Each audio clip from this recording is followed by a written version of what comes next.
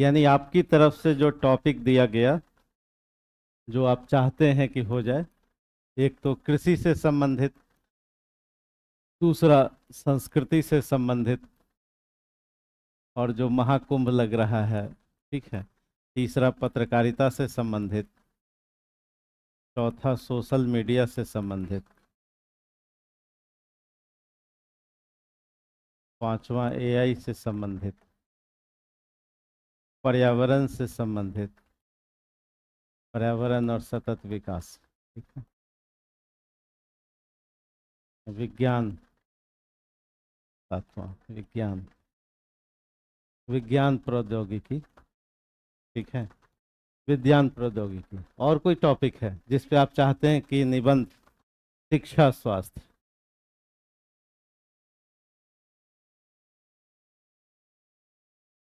शिक- शिक्षा साहित्य हो गया है। और दार्शनिक निबंध किसी को नहीं चाहिए? फिलोसफी, अच्छा वो भी चाहिए, अच्छा। सत्य मौन हो जाता है, हाँ, ऐसे कोई और निबंध? ऊर्जा पर हो सकता है, क्यों नहीं हो सकता? हाँ जी, ऊर्जा पर हो सकता है। सुशासन, अच्छा, सुशासन। और चुनाव, देख, चुनाव और क्या? क्या? यूसीसी पर? हाँ, हाँ, और आरक्षण, गुड। और आपको क्या कठिन लग रहा है? और नोट करते जाइए टॉपिक, नोट टॉपिक करते जाइए। आंतरिक सुरक्षा,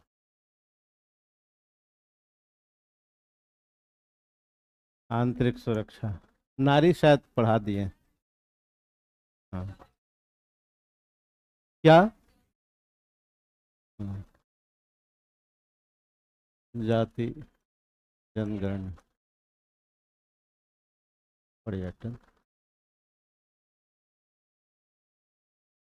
पर्यटन, एक देश एक चुनाव, हाँ, एक देश, एक राष्ट्र, एक चुनाव,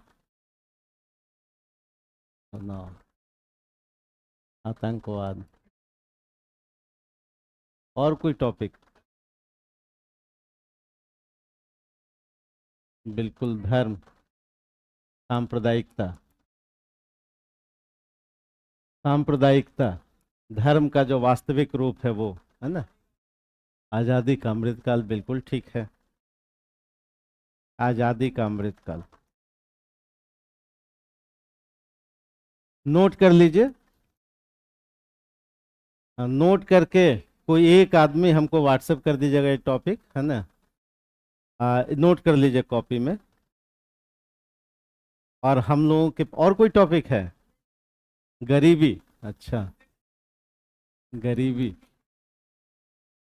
22 से विकसित भारत, विकसित भारत @2047, हाँ जी, विकसित भारत @2047, बिल्कुल सही है। आज़ादी के अमृतकाल, क्या खोया क्या पाया? नहीं, बेरोजगारी, हाँ बिल्कुल ठीक है, बेरोजगारी। और क्या? अच्छा, दर्शन का लिख दें, जो यूपीएससी में पूछे गए, जो कुछ वैचारिक सवाल पूछे गए हैं सिविल सर्विसेज में। अच्छा, नहीं बैठे हुए। आप में बिहार में भी तो पूछा ही गया है ना? कई सारे विषय 68 में पूछे ही गए। तो ये सब लगभग 25 टॉपिक हैं, नोट कर लीजिए। ये 25 टॉपिक हैं। वास्तव में निबंध की क्लास चलनी चाहिए 3 माह, है ना? जैसे ऑप्शनल चलती है वैसे। क्या? क्या? हाँ हाँ, फायदा होगा, क्यों नहीं होगा। नोट कर लिए। आ, आज़ादी का अमृत काल, क्या खोया क्या पाया, या हमने क्या सीखा, या हम क्या दे सकते हैं राष्ट्र को। तो वैसे बीपीएससी की पढ़ाई बहुत सस्ती पढ़ाई है, नहीं है? महंगी है कि सस्ती है? क्या लगता है? हमको तो सस्ता लगता है। नहीं, बीपीएससी की पढ़ाई जो है बहुत सस्ती पढ़ाई है। क्या? हाँ, नोट कर लिया? हो गया? नहीं तो कीजिए नोट जल्दी। इन सब टॉपिक को आप भी तैयार कीजिए। यहाँ हर संभव हम लोग कोशिश करेंगे कि कोई एक व्यक्ति हमको व्हाट्सएप कर दीजिएगा ये सारे टॉपिक। आपके बताए हुए टॉपिक पर कुछ क्लास लिया जाएगा, जो आपने बताया है इन्हीं सब पर। तीनों खंड से लोकोक्ति तो हो चुका है नए स्टूडेंट को, हाँ। पुराने का रिवीजन हो जाएगा। हो गया? नोट कर लिए? क्या? बिहार की लोकोक्ति, वो वाली क्लास हो चुकी है। हाँ, इससे के लिए कोई बुक? अच्छा, अभी बताते हैं। आपके और कोई सवाल होंगे तो। ये हो गया? नोट कर लिए? जैसा कि हम कह रहे थे बहुत लाइटर मोड में कि भाई बीपीएससी की कितनी पढ़ाई सस्ती है। निबंध पढ़ना हो और जीएस, यही दो ही विषय तो है। जीएस पढ़ने में कितने खर्च होते हैं? एवरेज 20,000, यही ना? अच्छा, तो फाउंडेशन मिलाकर कितना? 25,000? 10,000? 10, 30,000? ये मैक्सिमम है। निबंध पढ़ने में कितना लगेगा? 16,000। निबंध पढ़ने में कितना लगेगा? 5,000? 2, 2,000 भी नहीं। ये मैक्सिमम है, ये मैक्सिमम है, ये भी मैक्सिमम है। तो टोटल कितना हो गया? 45,000। यही मैक्सिमम है, यही मैक्सिमम है। इतना ही मैक्सिमम है, इससे ज़्यादा नहीं। कितना आसान है? क्या? नहीं, किसी का भी मतलब, किसी का भी ये मैक्सिमम है। नहीं, निबंध कितना? 16,000। और वो, इसके लिए समय कितना चाहिए? 6 माह से लेकर के 1 वर्ष। बिल्कुल आप नए हैं तो 1 वर्ष, थोड़ा मैच्योर हैं तो 6 माह। मैच्योर का मतलब जिनका पीटी कुछ कवर है, पीटी की सामान्य तैयारी है, एनसीईआरटी पढ़ चुके हैं, तो उनको केवल मुख्य परीक्षा पढ़ना रह गया। अगर जिनका बिल्कुल प्रारंभिक स्थिति है तो उनके लिए 1 वर्ष, और इसके लिए 4 माह, इसके लिए 4 मंथ। या 2 माह में? 2 माह में निबंध है? हाँ हाँ, बनाया जा सकता है, बिल्कुल, क्यों नहीं। हम अपनी प्रतिबद्धता, हम अपनी तैयारी, हम अपने मेहनत को और ज़्यादा डेडिकेट कर दें तो हो सकता है, क्यों नहीं हो सकता। ये औसत पढ़ाई की बात हो रही है, आप औसत से थोड़ा अधिक कीजिए। इतनी ही तो है, इतने ही खर्चे हैं, और समय कितना मैक्सिमम लग रहा है? 1 साल, यही लग रहा है। तो आसान कितना है? नहीं, नर्सरी में एडमिशन कोई लेता है? अभी छोटा बच्चा, आप जब पिता बनेंगे नर्सरी में कहीं करवाएंगे? सेंट माइकल में, सेंट जोसेफ में? नहीं। हाँ, सरकारी स्कूल। है ना? तो नर्सरी, नर्सरी में 1 लाख लग, कितना आसान है, सस्ता पढ़ाई, सस्ता। ये दिक्कत कब होती है? ये दिक्कत कब होती है? जब आप डॉक्टर से ना पढ़ के कंपाउंडर से पढ़ने लगते हैं, तो फिर इसमें देते देते वो 20,000 हो जाएगा। क्योंकि एक बार फेल करेंगे, 2 बार फेल करेंगे, तीसरी बार फेल करेंगे। यही समस्या है। यानी इलाज अच्छे से नहीं कराएंगे, है ना? पहले पैरामेडिकल से करा लेंगे, फिर किसी और से करा लेंगे। तो समस्या यही है, डिसीजन, निर्णय। क्योंकि व्यक्ति जो भी है अपने निर्णयों का ही फाइनल कल्मिनेशन, फाइनल उत्पाद जो आप हैं, आज से 50 साल के बाद जब आप सोचेंगे तो आपको लगेगा कि आप जहाँ हैं और जैसे हैं, आप अपने डिसीजन के ही फाइनल प्रोडक्ट हैं। आपने जीवन में जितने निर्णय लिए हैं, उन्हीं निर्णयों का आप फाइनल प्रोडक्ट हैं। जब 50 साल के बाद आप सोचेंगे कि आप कहाँ हैं और क्यों हैं यहाँ, तो आपको क्या लगेगा कि संभावनाएं तो थी ही, हमने जो कुछ डिसीजन लिए उसी डिसीजन का हम आज फाइनल, जिसको आप भाग्य कह सकते हैं, क्योंकि मजबूरी में कोई क्या कहता है, अंतर कैसे करेंगे, हॉस्पिटल जाते ही तो पता नहीं चलता है। डॉक्टर का मतलब डॉक्टर का मतलब है सामान्य परिभाषा में कि जिसने एमबीबीएस भी किया हो, फिर पीजी भी किया हो, नहीं, फिर उसके बाद कम से कम 15 वर्ष का एक्सपीरियंस भी हो। नहीं, कंपाउंडर का मतलब है कोई एमबीबीएस भी नहीं किया है, बेसिक, हाँ, सुई देना जानता है। अब आप कह रहे हैं कि सारा इलाज कौन कर दे, वही कर दे। तो समस्याएं यही सब हैं। तो ठीक है, और कोई सवाल है मन में तो हम लोग फिर एक टॉपिक पे आते हैं। हाँ, एक टॉपिक कराते हैं। और कोई सवाल तो नहीं मन में? हाँ, एक सवाल इनका था कि बुक का क्या करें, बुक का क्या करें, कोई किताब ऐसी है क्या? अब तक जो आपने पढ़ा है, जीएस तो आपने पढ़ा ही है, तभी तो मुख्य परीक्षा आप दे रहे हैं। जीएस पढ़ा है तो जीएस में जितने विषय पढ़ा है आपने, कई विषय आपने पढ़ा है, मान लीजिए इतिहास पढ़ा है, मान लिया आपने राजनीति विज्ञान पढ़ा है, सब पढ़ा ही है। आपने भूगोल पढ़ा है,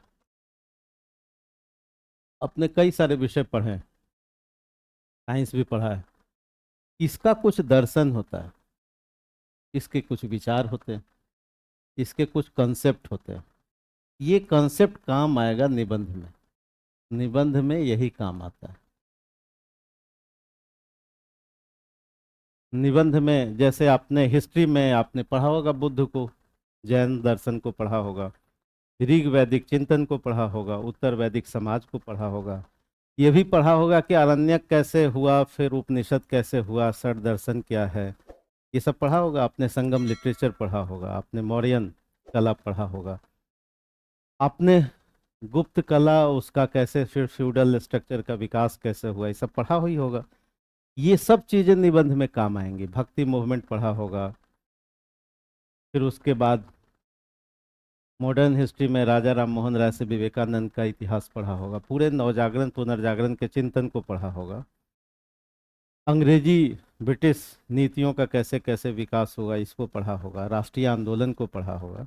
ये सब चीज़ें कहाँ काम आएंगी, सब निबंध में काम आएंगे। हाँ, ये डेट काम नहीं आएगा, जो पीटी में था, जो प्रीलिम्स का हिस्सा था, वो निबंध में काम नहीं आएगा, लेकिन उसका जो कंसेप्ट है, उसका जो विचार है, वो सब निबंध में काम आएगा। इसी तरह से जैसे मान लें भूगोल का एक टॉपिक आज हम लें, पर्यावरण संकट। अब इसमें जो आपने पढ़ा है, मान लिया कि आपने पढ़ा होगा कि भाई ओजोन लेयर संकट क्या है, पढ़ा होगा, इसमें काम आएगा कि नहीं? काम आएगा। यानी जीएस के सभी एस्पेक्ट, करंट के भी एस्पेक्ट काम में आएंगे, करंट जो पढ़ा है। अब पर्यावरण से रिलेटेड बहुत सारी बातें होंगी, जो करंट में कई सारी घटनाएं हुई होंगी, ये सब काम आएगा।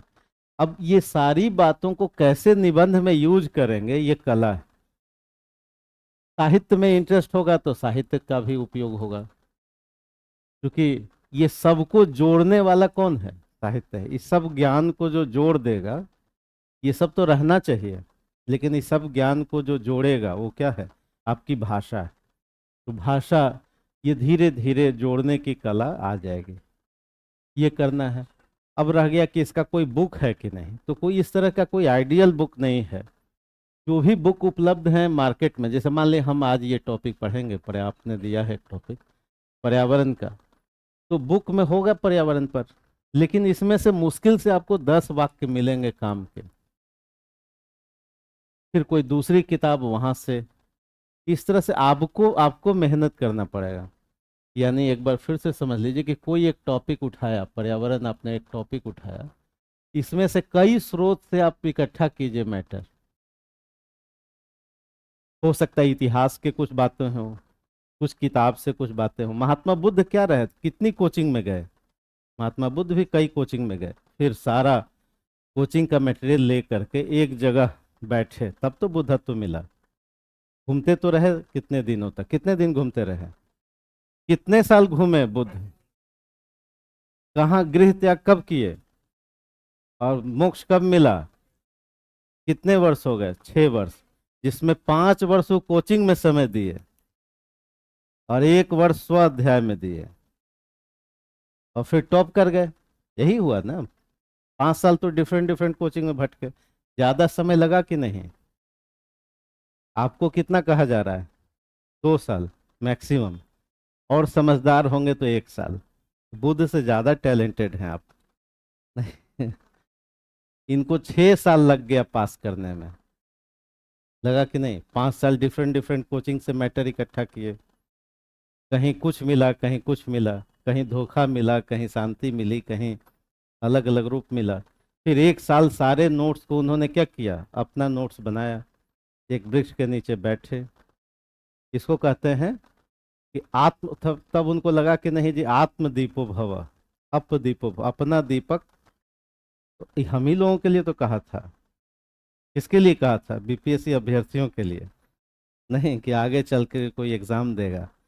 तो आपको किसी बुक पर निर्भर नहीं रहना है, वहां से कुछ चीजें लेनी है और अपना दीपक स्वयं बनना है। यानी आपको स्वयं वो कला विकसित करनी पड़ेगी धीरे धीरे प्रैक्टिस के साथ। तो एक टॉपिक पर मैटर, जैसे आपने 20-25 टॉपिक दिया, तो आपके पास 20-25 टॉपिक हैं या कुछ और टॉपिक जो हमने पढ़ाए हैं, तो सब पे आपको क्या करना है? मैटर इकट्ठा करना है और इकट्ठा करके लिखने की कला विकसित करनी है। एक आध बार लिखेंगे, फिर सोचेंगे, फिर दूसरी बार लिखेंगे। अब जब दूसरी बार लिख लिए तो फिर डॉक्टर से दिखाना है। मैंने क्या कहा था? अब वो आप तलाश कीजिए कि कोई कंपाउंडर से नहीं दिखाए, नहीं तो फिर क्या होगा? रोग और बढ़ा देगा। बढ़ाएगा कि नहीं बढ़ाएगा? बताइए। इसलिए एक प्रोवर्ब आया, नीम हकीम खतरे जान। क्यों आया होगा? इसलिए आया होगा कि भाई इलाज सही से कराया जाए। नहीं हो सकता है एग्जाम में आ जाए, नीम हकीम खतरे जान।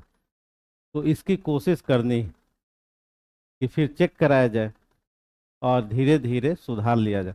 अगर आपने 20 टॉपिक भी ईमानदारी से कर लिया है और 20 लोकोक्ति में कर लिया, यानी आपकी ड्यूटी है कि 40 टॉपिक कम से कम, 20 क और क ख के लिए और 20 किसके लिए, ये मिनिमम है।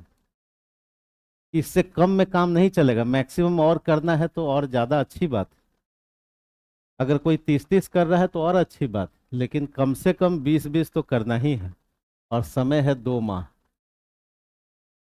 या भाग्य से कुछ और ज़्यादा मिल जाए, कोर्ट वगैरह केस हो जाए तो नहीं, वो अलग बात है। लेकिन आपके लिए क्या है? 2 माह का समय ये करना। चलिए, तो हम लोग एक टॉपिक पे आते हैं, और बहुत पॉपुलर टॉपिक, भूगोल से जुड़ा हुआ, पर्यावरण से जुड़ा हुआ, पर्यावरण संकट। कल हमने अर्थशास्त्र से जुड़ा हुआ एक टॉपिक लिया था, पर्यावरण संकट, मानव हस्तक्षेप तथा प्रकृति पर प्रभाव। प्रकृति पर प्रभाव, इससे जोड़ के पूछा जा सकता है पर्यावरण संकट और सतत विकास। ऐसे भी जोड़ के पूछा जा सकता है पर्यावरण संकट और सतत विकास। पर्यावरण संकट और सतत विकास, पर्यावरण संकट और मानव हस्तक्षेप बहुत पॉपुलर टॉपिक है और लगभग कई बार पूछा भी गया, अलग अलग पीसीएस में भी पूछा गया। अब ये टॉपिक हमारे जेहन में आता है तो सबसे पहले सवाल क्या आता है? सवाल ये आता है कि आखिर पर्यावरण है क्या? पर्यावरण किसे कहते हैं? क्या है इसका डिफिनीशन? क्या है जो आपने भूगोल में पढ़ा होगा, जीएस में तो पढ़ा ही होगा, क्या है और इसका महत्व क्या है? महत्व क्या है? कौन से घटक हैं इसके? कौन से घटक? ये एक सामान्य सूचना है। कौन कौन से तत्व हैं इसके, और पर्यावरण है क्या? सबसे पहला यही प्रश्न आता है। यानी अभी आपको क्या करना है? एक फॉर्मेट करना है, एक बनाना है, प्रारूप बनाना है। और प्रारूप बना करके जैसे शारीरिक संरचना बनानी है, जो 10 मिनट का जो समय मिलता है, 1 घंटा का वक्त है आपके लिए एक निबंध के लिए, जिसमें से 50 मिनट आप लिखेंगे और थोड़ा सोचेंगे 10 मिनट। ये प्रायः करना ही चाहिए, क्योंकि अचानक पहले से लिखा हुआ रहेगा तो प्रारूप जल्दी बन जाएगा। तो पर्यावरण का मतलब क्या है?